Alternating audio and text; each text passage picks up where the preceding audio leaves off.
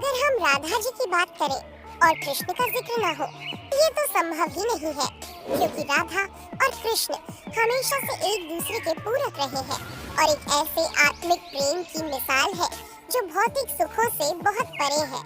यूं तो राधा कृष्ण का प्रेम अनादिकाल से चला आ रहा है, पर द्वापर युग में जब भगवान नारायण ने कृष्ण रूपी अवतार लिया तो संसार को प्रेम का सही अर्थ समझाने के लिए कृष्ण की ही अंश राधा ने यमुना के निकट रावल ग्राम में वृषभान और कीर्ति के यहाँ राधा रूप में जन्म लिया और जन्म के साथ ही राधा और कृष्ण की प्रेम कहानी शुरू हो जाती है। मगर दोस्तों, ऐसी क्या घटनाएं और स्थिति बन जाती है कि राधा को कृष्ण के विरह का सामना करना पड़ता है और कृष्ण क्यों अपनी प्रिय बांसुरी को तोड़ देते हैं? इन सब सवालों के जवाब हम इस वीडियो में जानेंगे। दोस्तों, कहा जाता है कि राधा जन्म से अंधी थी और स्वर्ग लोक से ये वचन लेकर ही पृथ्वी लोक आई थी कि जब श्री कृष्ण की प्रथम दृष्टि उन पर पड़ेगी तभी वो संपूर्ण जगत को देखेंगी, अन्यथा नहीं। तो देखा आपने कैसे शुरुआत से ही दोनों एक दूसरे से जुड़े रहे हैं। बचपन से ही कृष्ण अपनी लीलाओं और बांसुरी की मधुर धुन से पूरे बरसाना वासियों का मन मोहित करते रहते हैं और राधा और कृष्ण तो 8 साल की उम्र से ही अपने प्रेम का आनंद लेने लगे थे।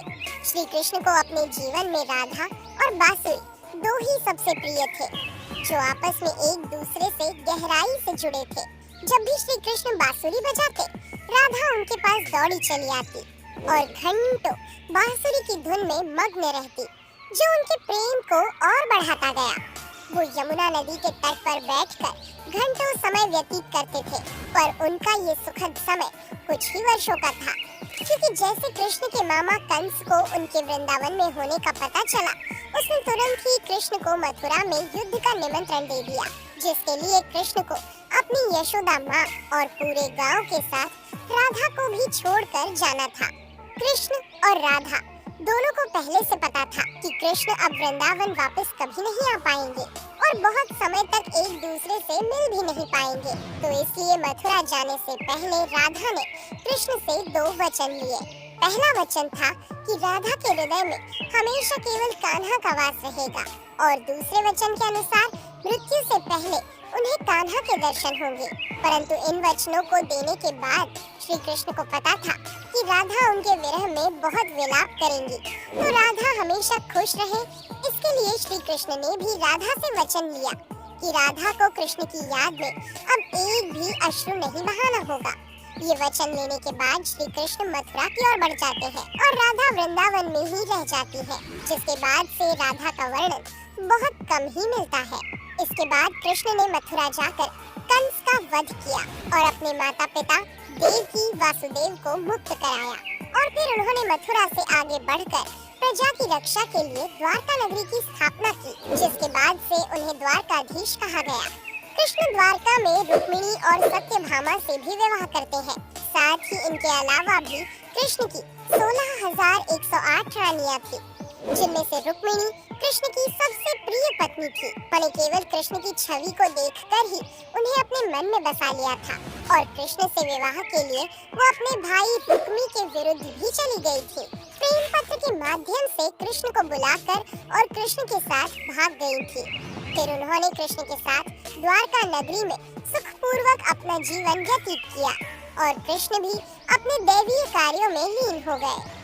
दोस्तों, आजकल तो हम भौतिक विवाह को ही सच्चे प्रेम का माध्यम मानते हैं, पर राधा और कृष्ण तो एक ऐसी मिसाल है जिन्होंने तो कभी विवाह ही नहीं किया, केवल अपने मन और हृदय से एक दूसरे को प्रेम किया और उसी सच्चे प्रेम से एक दूसरे से हमेशा बंधे रहे।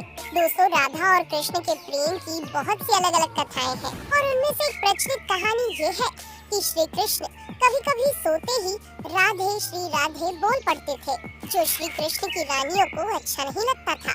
तो एक बार रुक्मिणी ने श्री कृष्ण से कहा कि हे प्रभु, प्रेम तो हम सब भी आपसे करते हैं, पर ऐसा राधा जी में क्या है जो आप सोते हुए भी उन्हें याद करते हैं? तो कृष्ण बोले, तुम एक बार राधा से मिलाओ, फिर तुम्हें खुद ही पता चल जाएगा और उनके लिए कुछ लेते हुए भी जाना।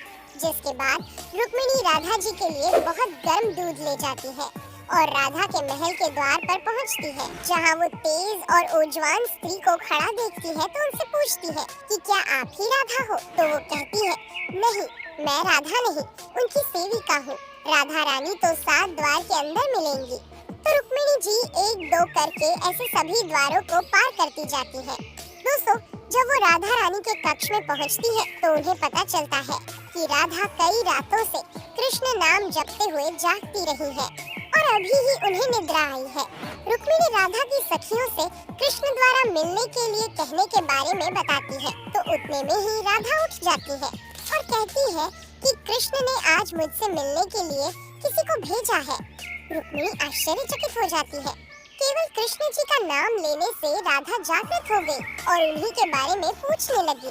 इतना ही नहीं, जब राधा को पता चला कि कृष्ण ने उनके लिए प्रसाद भेजा है तो वो बिना कुछ सोचे रुक्मिणी से वो गर्म दूध लेके पी जाती है, जिसे देखकर रुक्मिणी हैरान रह जाती है। फिर वो राधा जी से बातें कर वापस आ जाती है। ये सब हो जाने के बाद जब रात्रि के समय रुक्मिणी श्री कृष्ण के पैर दबाती है तो देखती है कि उनके पैरों में छाले पड़े हुए हैं, जिसे देखकर वो हैरान रह जाती है और पूछती है कि प्रभु, आप कहाँ पैदल गए थे जो आपके पैरों में छाले पड़ गए? तो श्री कृष्ण बोले, आपने गलती से राधा जी को गर्म दूध पिलाया था, जो राधा एक ही बार में पी गई थी, जिससे उनके हृदय में छाले पड़ गए हैं और उनके हृदय में हमेशा मेरे चरण कमल विराजमान रहते हैं, जिससे मेरे पैरों में भी छाले पड़ गए। तब फिर रुक्मिणी को राधा और कृष्ण के प्रेम की पराकाष्ठा का पता चलता है कि प्रेम शरीर से नहीं, आत्मा से होता है, जो हमेशा राधा के हृदय में कृष्ण के चरण कमल के रूप में विराजमान रहता है। एक कथा में आता है कि ब्रह्मा जी ने पृथ्वी लोक आकर वृंदावन में पहले राधा और कृष्ण का विवाह करवाया था, पर इसके बारे में ज्यादा जानकारी नहीं है। राधा भी वृंदावन में कृष्ण की भक्ति के साथ अपना जीवन व्यतीत करने लगती है और कहा जाता है कि यादव पुत्र अभिमन्यु या आयन से उनका विवाह भी हो जाता है। पर अभिमन्यु को महर्षि दधीचि का श्राप था कि अगर वो राधा को छुएगा तो भस्म हो जाएगा। इस प्रकार राधा विवाह के पश्चात भी कृष्ण के प्रेम से स्वतंत्रता पूर्वक जुड़ी रहती है। बहुत वर्षों बाद जब राधा अपना वैवाहिक जीवन बहुत अच्छे से निभा लेती है, वो समस्त जिम्मेदारियों से मुक्त हो जाती है, तो फिर वो कृष्ण के पास द्वारका आती है। द्वारका पहुंचने के पश्चात राधा और कृष्ण आपस में मौन रहते हुए मन की अभिव्यक्तियों से घंटों एक दूसरे से बातें करते रहे। कृष्ण के अलावा द्वारका में राधा को कोई पहचान भी नहीं पाया। फिर राधा कृष्ण के महल में निवास करने लगी और कृष्ण ने भी उन्हें महल में देविका के रूप में नियुक्त किया, जिससे राधा महल में काम करने के साथ साथ समय मिलने पर कृष्ण की भक्ति और उनसे प्रेम पूर्वक बातें कर सकती थी। परंतु कृष्ण तो अब अपने राजपाट व अन्य कार्यों में व्यस्त रहते थे।